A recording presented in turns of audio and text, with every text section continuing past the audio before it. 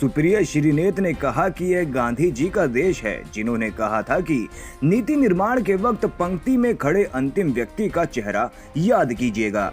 आज वहां पर गरीबी लगातार बढ़ रही है। देश में गरीबी की इस भयावह स्थिति के बावजूद मोदी सरकार बेखबर और बेखौफ है। इस देश में गरीबी, गुर्बत और भूख एक भयावह स्थिति में है, पर मोदी सरकार की तरफ देखिए तो वो बेखबर हैं, बेखौफ हैं, उनको कोई फर्क ही नहीं पड़ रहा है। कल शाम को वर्ल्ड बैंक की रिपोर्ट के अनुसार भारत में कोविड काल के दौरान 5.6 करोड़ 5 करोड़ 60 लाख लोग अत्याधिक पावर्टी, अत्याधिक गरीबी, एब्जेक्ट पावर्टी में ढकेल दिए गए। यह एक बड़ा खुलासा है। और यह करने से पहले वर्ल्ड बैंक ने यह भी किया कि तीसरी बार भारत की जीडीपी ग्रोथ रेट को इस साल घटाया और 7.5% से घटाकर 6.5% पर कर दिया गया।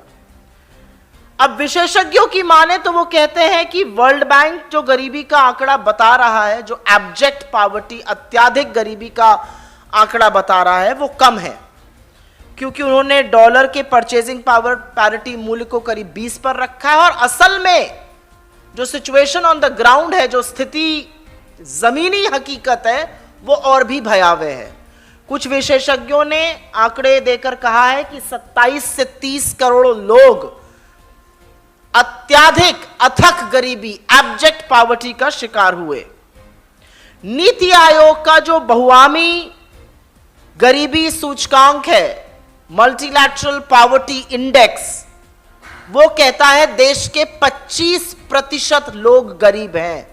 140 करोड़ की इस आबादी में 36 करोड़ 25 लाख लोग गरीब हैं और गरीब होते जा रहे हैं। यह देश गांधी का देश है, जिन्होंने कहा था नीति निर्माण के वक्त पंक्ति में खड़े सबसे अंतिम व्यक्ति का चेहरा याद करिएगा। वहां पर गरीबी लगातार बढ़ रही है और बोलना इसलिए जरूरी है क्योंकि 10 साल में हमने तमामों लोगों को गरीबी की सीमा रेखा के ऊपर उठाया था, 27 करोड़ लोगों को। भारतीय जनता पार्टी के राष्ट्रीय प्रवक्ता गौरव भाटिया ने कहा कि केजरीवाल जी, वोट के लिए आप कितना गिरेंगे? आपने संविधान की शपथ ली है कि देश की अखंडता को मजबूत करेंगे, लेकिन आपके इशारे पर हिंदुओं की भावनाओं को आहत किया जा रहा है। केजरीवाल जी, आपको पूरे भारत से कान पकड़कर माफी मांगनी चाहिए और ऐसे मंत्री को तुरंत बर्खास्त करना चाहिए जो नफरत फैला रहा है।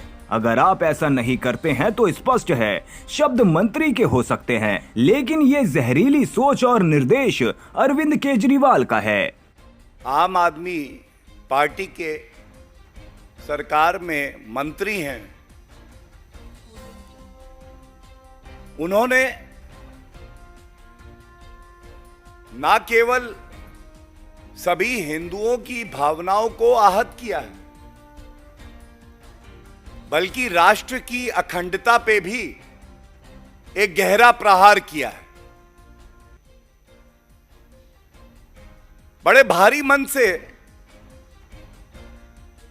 ये प्रेस वार्ता हम लोग कर रहे हैं और सबसे पहले ये कहेंगे, आम आदमी पार्टी के मंत्री, वरिष्ठ नेता, ये सब जो वक्तव्य देते हैं, जो हिंदुओं की भावनाओं को आहत करते हैं, ये अरविंद केजरीवाल जी आपके ही कहने पे होता है। और अरविंद केजरीवाल जी एक वीडियो में स्पष्ट सुना जा सकता है, कहा जा रहा है और आपके मंत्री की उपस्थिति में कहा जा रहा है, वो स्वयं बोल रहे हैं, मैं ब्रह्मा विष्णु महेश को कभी ईश्वर नहीं मानूंगा, ना ही उनकी पूजा करूंगा। मैं राम और कृष्ण को ईश्वर नहीं मानूंगा, ना ही उनकी कभी पूजा करूंगा।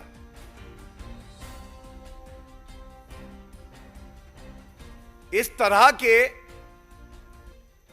जो शब्द बोले जा रहे हैं, यह स्पष्ट कर देता है अरविंद केजरीवाल जी, आपको हिंदू धर्म से और हिंदू धर्म के जो अनुयायी हैं उनसे किस तरह से नफरत है। वोट की खातिर अरविंद केजरीवाल जी आप कितना गिरेंगे?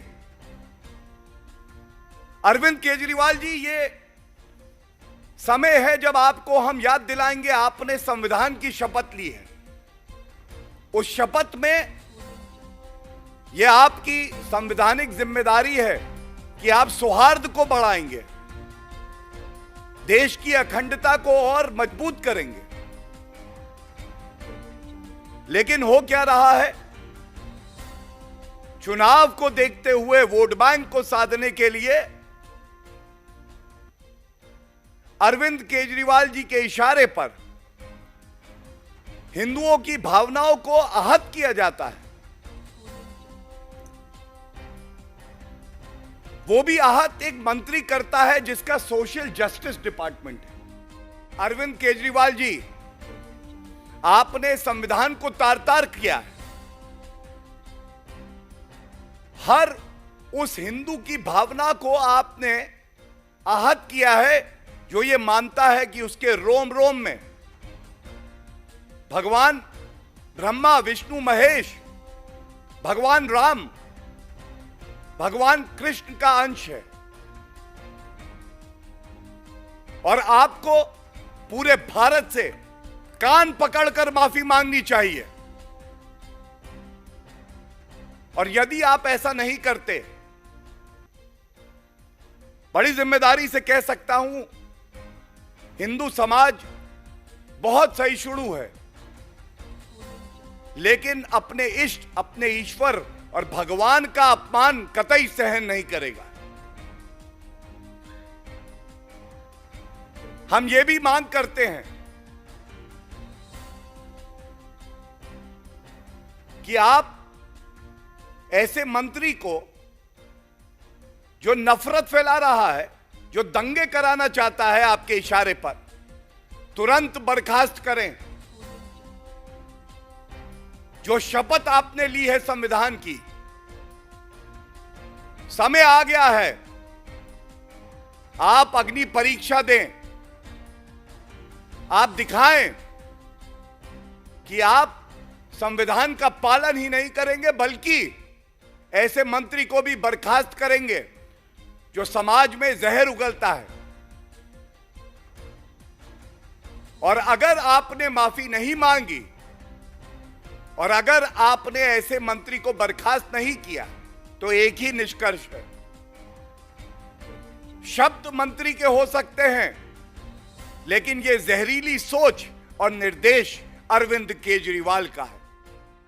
रामबीर सिंह बिधूरी ने कहा कि 16 अक्टूबर को दिल्ली के रामलीला मैदान में होगा भाजपा का ऐतिहासिक कार्यकर्ता सम्मेलन।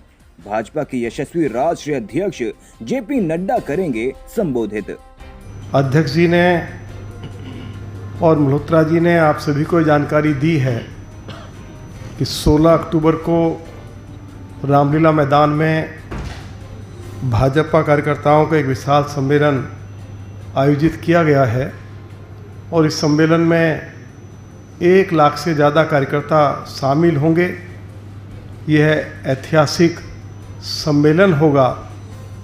भाजपा के सभी विधायक, पूर्व विधायक और विधानसभा में जो भी भाजपा के पूर्व उम्मीदवार रहे हैं, इस सम्मेलन को सफल बनाने में जोर शोर से जुट गए हैं। इस सम्मेलन में अरविंद केजरीवाल सरकार की हर मोर्चे पर जो विफलता रही है, उस पर भी विस्तार से प्रकाश डाला जाएगा। भारत के यशस्वी प्रधानमंत्री आदरणीय श्री नरेंद्र मोदी जी की सरकार की जो भी ऐतिहासिक उपलब्धियां रही हैं, उन पर भी विस्तार से प्रकाश डाला जाएगा। ये ऐतिहासिक रैली होगी। यही जानकारी मैं आपको देना चाहता था। बहुत बहुत धन्यवाद। पंजाब के मुख्यमंत्री भगवंत मान ने भारतीय जनता पार्टी पर साधा निशाना, कहा कि बीजेपी वाले घमंड में रहते हैं कि जो हम कह देते हैं वही कानून है, लेकिन बीजेपी नेता भूल जाते हैं कि जनता जब खड़ी हो जाती है तो 27 साल का हिसाब 27 मिनट में ले लेती है। लोकतंत्र में अगर कोई नेता अपने आप को लोगों से बड़ा समझने का घमंड कर बैठे तो बहुत बुरी करते हैं लोग। जनता चुप रहे 5 साल, जनता कुछ ना बोले 10 साल, जनता अपने होठों को सीले 15 साल, जनता अपने दिल पर पत्थर रख ले 27 साल। लेकिन 27 साल बाद जब जनता उठती है, बोलती है, तो 27 साल का हिसाब भाई साहब 27 मिनट में ले लेती है ये जनता है। ये घमंड में रह रहे हैं, इनको ये है जो हम कहते हैं वही कानून होता है। बस जहां हमने ऐसे ऐसे कर दिया वोट आ गए। अरे भाई लोग हैं, ये पब्लिक है। आजकल पब्लिक को ऐसे मूर्ख नहीं बना सकते। आजकल लोग ऐसे करते हैं, घर पे झंडा किसी और पार्टी का, जेब पे झंडा किसी और पार्टी का, मोटरसाइकिल पर झंडा किसी और पार्टी का, और रैली किसी और पार्टी की, और अंदर जाके काम किसी और पार्टी का। ऐसे ही करते हो ना, इस बार भी कर देना। उनके भी जहां जा आना, उनका हौसला बना रहे कि हाँ हैं हमारे पास। दिल्ली के मुख्यमंत्री अरविंद केजरीवाल ने कहा कि गुजरात में आम आदमी पार्टी की सरकार बनने पर लोगों को अयोध्या में भगवान श्री राम के फ्री में दर्शन करवाएंगे। आगे अरविंद केजरीवाल ने हर महिला को प्रति माह 1000 रुपए देने का ऐलान किया। अयोध्या में अगले साल भगवान श्री राम का मंदिर बनके तैयार हो जाएगा। कौन कौन मंदिर देखने जाना चाहते हैं? सब लोग जाना चाहते हैं, लेकिन आना जाना, खाना पीना, रहना बड़ा महंगा है कि नहीं है? और पूरे परिवार को ले जाओ तो बहुत खर्चा होता है। दिल्ली में हमने एक स्कीम चालू की है। दिल्ली वालों को मैं फ्री में अयोध्या जी के, रामचंद्र जी के दर्शन करा के लाता हूं। स्पेशल ट्रेन जाती है दिल्ली से, उस ट्रेन में सारे राम भक्त होते हैं। लोगों का आना जाना, खाना पीना, रहना, सब कुछ आपके घर से लेके जाते हैं। घर से लेके जाते हैं, अयोध्या जी में राम मंदिर के दर्शन कराते हैं, वापस घर छोड़ के आते हैं। सब कुछ फ्री होता है। जब ट्रेन जाती है मैं उनको छोड़ने जाता हूं, जब ट्रेन वापस आती है मैं ट्रेन पे उनको लेने जाता हूं, जितने लोग जाते हैं। जब वापस आते हैं इतना आशीर्वाद देते हैं वो लोग, इतना आशीर्वाद देते हैं। कई बुजुर्ग लोग कहते हैं जी बस जिंदगी की आखिरी तमन्ना थी, पूरी हो गई है, भगवान उठा भी ले तो किसी चीज की कोई। इतना आशीर्वाद देते हैं लोग। गुजरात के अंदर हमारी सरकार बनेगी, आप सब लोगों को अयोध्या जी के फ्री में दर्शन करा के लाएंगे। 1000 रुपए हर महिला को हम उसके अकाउंट में देंगे। मैं सभी महिलाओं को कहना चाहता हूं, हवे तुम्हारे चिंता करवानी जरूरी नहीं। तुम्हारो भाई आवी गयो छे।